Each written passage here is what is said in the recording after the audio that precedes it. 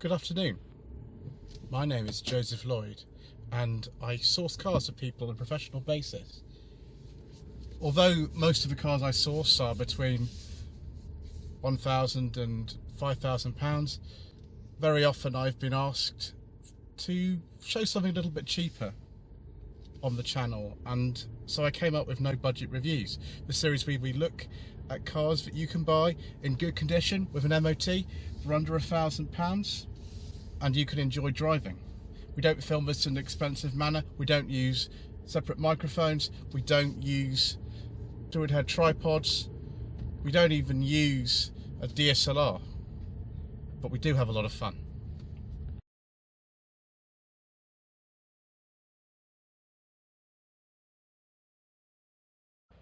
Another episode of No Budget Reviews and another day by the sea. This is Hengistbury Head in Christchurch, which is near Bournemouth, and this is a car that I've been after on the channel for quite some time. It's a 2006 Hyundai Getz 1.4 GSi. This is a facelifted Getz that came in late 2005, and this was Hyundai's first entry into this class of car, the Super Mini. Before, they did have things like the Accent, and before that the Pony, and later the X2, which was a facelifted pony, known as an Excel in other markets. But they didn't actually have a contender in the Super Mini market. They had a little thing called the Atos and the Amica, but that's really a city car. This was the first Super Mini they actually made, certainly in Europe. The press at the time, and I remember a Top Gear episode from about 2004 saying that this was like a Volkswagen Polo. It was as good as one, but it was the same price as one, and why would you buy one? I think the idea was that these were very reliable little cars, if maybe slightly still a little bit crude.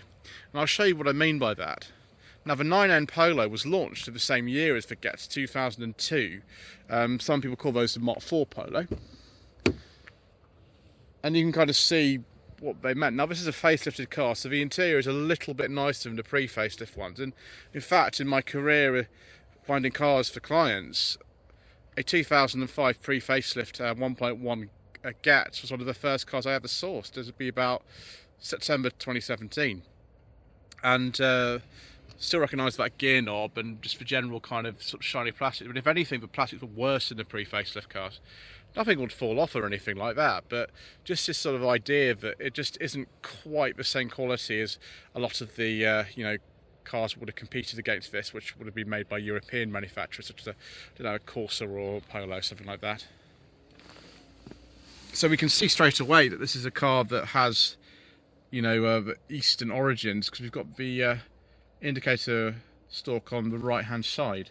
Some people prefer that. I'm pretty easy, really. I'm used to ones on the left, so I don't think quite sort of agree with that sort of thing.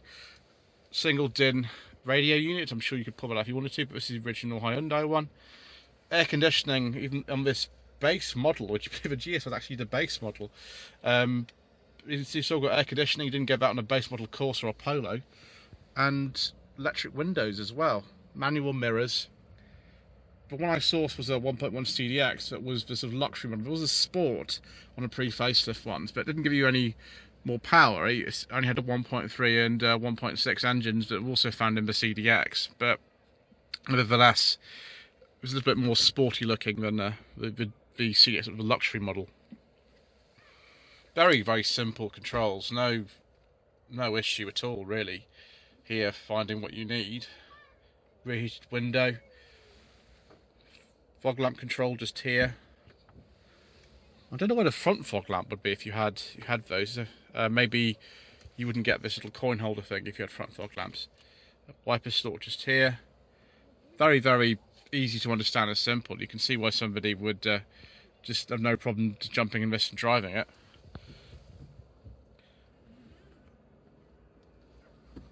That rubber's come off. That's maybe a common problem with these, and also there's a little footrest down there. It's quite thoughtful, really. This car is now over 15 years old, and it might have the sort of shiny hard plastic in it and the things like that, but it's worn pretty well. It looks pretty good. There's a cigarette burn in the driver's seat that you might have just seen just there, but you know, overall it's not bad. It's done about 67,000 miles.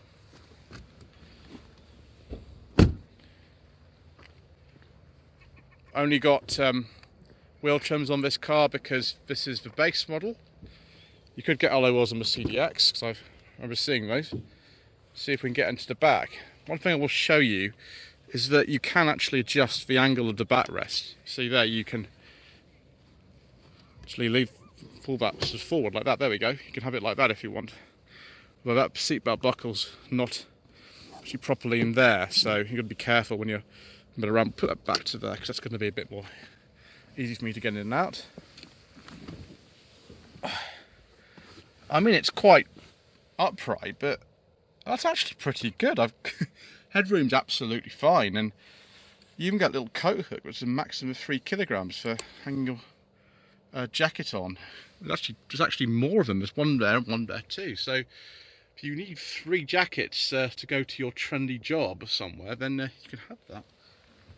Unlike some cars, there's actually fabric on the rear door cards. I mean, that feels absolutely fine. It doesn't actually feel that bad. It certainly feels a little bit better in here than I remember. That's actually a rubberized sort of plastic surface. It's not even sort of hard and scratchy. It's quite smooth. And there's an enormous cup holder there. Absolutely vast. That's like a 2-litre bottle or something. Sort of makes up for the fact that in the rear doors you don't actually get one. And you don't get a centre armrest or anything like that. You do get the rear 3-point seatbelt, which hangs out of the way there if you don't need it, which is handy. Just one courtesy light. There aren't any map lights in this car in front. Maybe in the higher models there might have been some.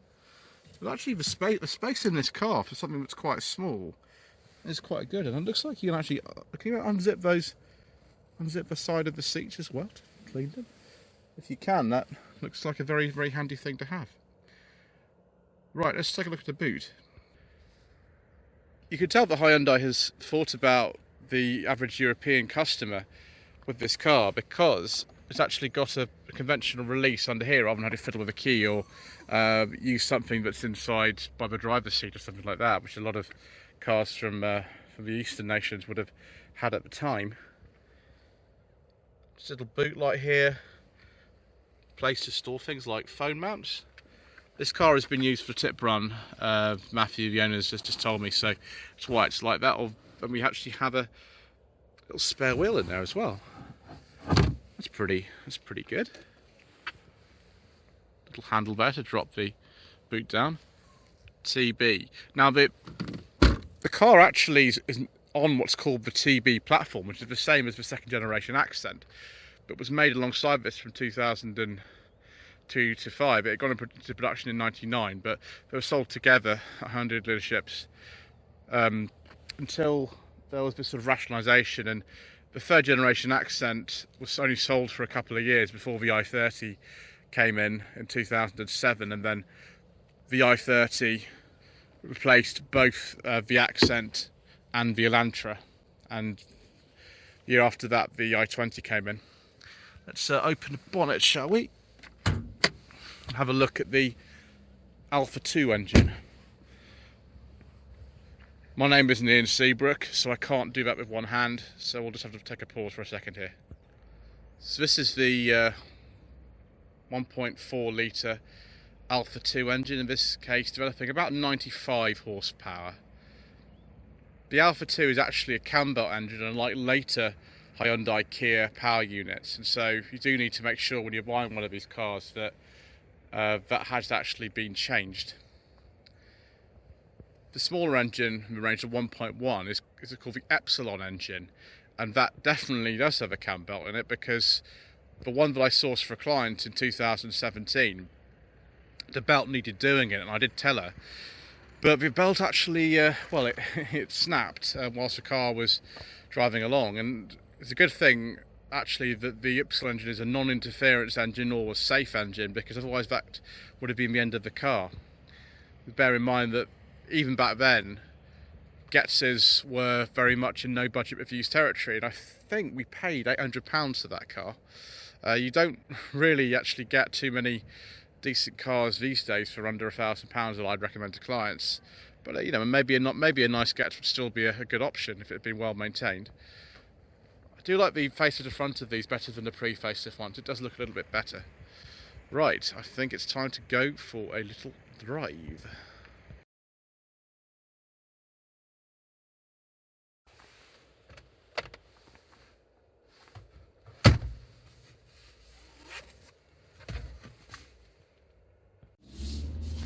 Off we go then, viewers. It's really weird, the gearbox feels exactly the same as the car that I drove in 2017. Probably is the same gearbox, to be honest. So the engine options available in the Hyundai Getz, for this country anyway, because they're Western variations. Whoop. Yeah, the clutch is a bit high in this car. I think that's what a lot of them are like, to be honest. It's 1.1 Epsilon engine. First of all, developing 62, and then from the facelift in 2005, 67 horsepower. Then the 1.3 Alpha unit. That wasn't an Alpha 2, that was just an Alpha, developing 80 horsepower. With the facelift in 2005 came this 1.4 replacing the 1.3, which was 95 horsepower. Then there was a 1.6 that was an Alpha 2 all the way through. First of all generating 103 horsepower, then 104 with the 2005 facelift. And that's the engine I'd recommend. It does 0 to 60 actually in about 9.5 seconds, I think. There were also some diesels, but as usual, we don't talk about diesels on this channel.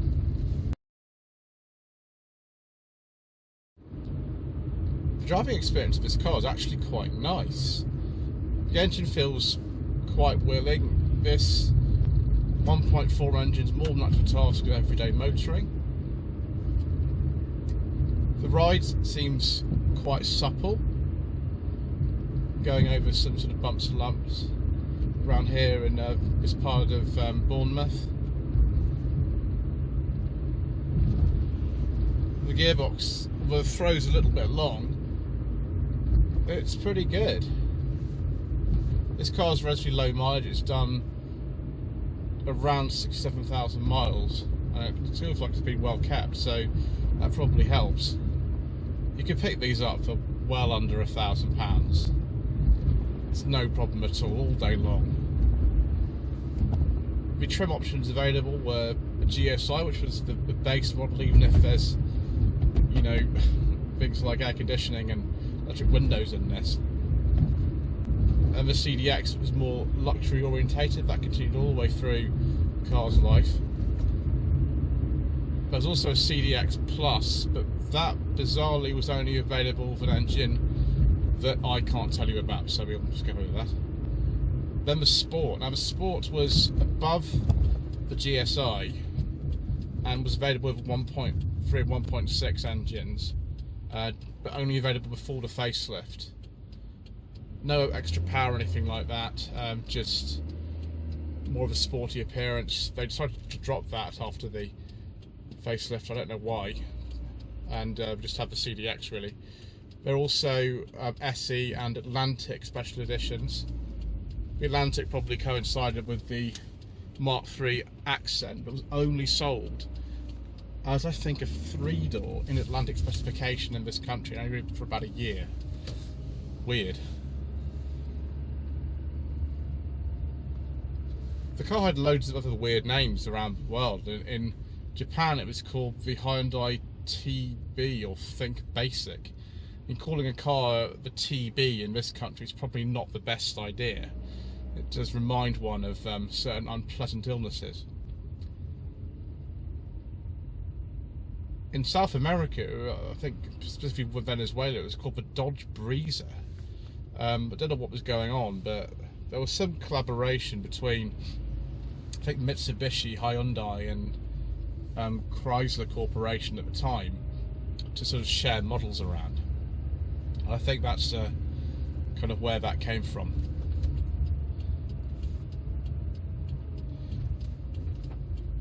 Because I drive so many really old cars now, things like Rubber P6s and Allegros and stuff like that, I'm actually really used to having an indicator on the right hand side, so to remind myself I'm actually doing it. So we go around this roundabout, just see what the steering's like. Actually the steering's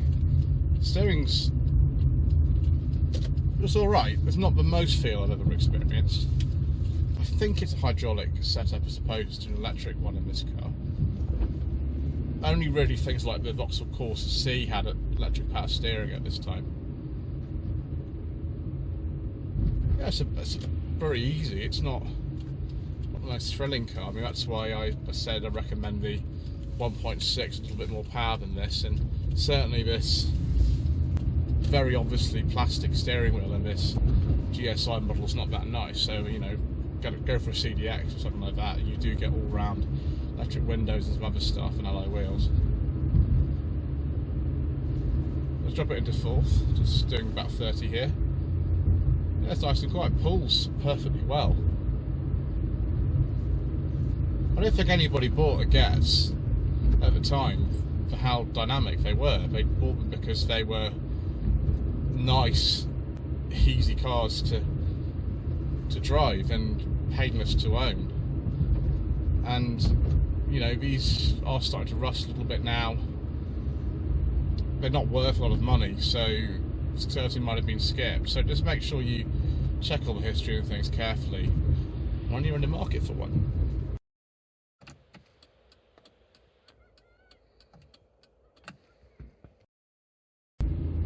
Yes, the mount's in the way because it always is in episodes of No Budget Reviews, just the way we like it. I quite like this little car actually, viewers. I'm reminded of the one that I saw from my client, which wasn't as fast as this. Driving position is not the best in this one because this has no seat height adjustment at all. So longer journeys I probably wouldn't like it very much, but just nipping round here on the outskirts of Bournemouth, it's pretty good. There is some body roll, and I kind of expected that. Not really got any sporting credentials or anything like that. Yes, just fits in with the ethos of life by the coast around here, nice and easy and uncomplicated, and just a pleasant little car to have.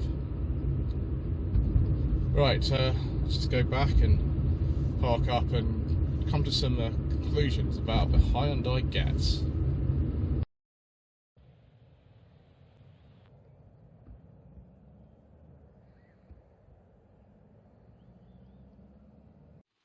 So viewers, the Hyundai Getz that was built in quite a few countries around the world, including South Korea of course, but also India, Malaysia, Taiwan, Egypt and Venezuela. And dear me, the car was called the Hyundai Click in South Korea, and then of course the Hyundai TB, Think Basic in Japan, and the Dodge Breezer in Venezuela. But the acronym Getz stands for Get and It, or Get It. It's possibly the worst marketing behind a name I've ever seen in my life. Anyway, yes, the Getz Prime in India and the Intercom Getz in Malaysia. So is this a car that you should consider with your hard-earned budget of up to £1,000? Well, I think this is about the definition of no budget reviews in terms of getting a sort of sensible, practical car for under £1,000. These cars aren't perfect. You do need to make sure they've been maintained properly. They do rust a little bit, like most cars from this era do. But if you can find one that's been well maintained, and that's perfectly possible within a no budget reviews money, then it can be a very reliable, if marginally unexciting, companion. Anyway, thank you ever so much indeed for watching this episode. Don't forget to subscribe for the channel, like this video, leave a comment below, and also there is a join button down below if you wish to become a channel member.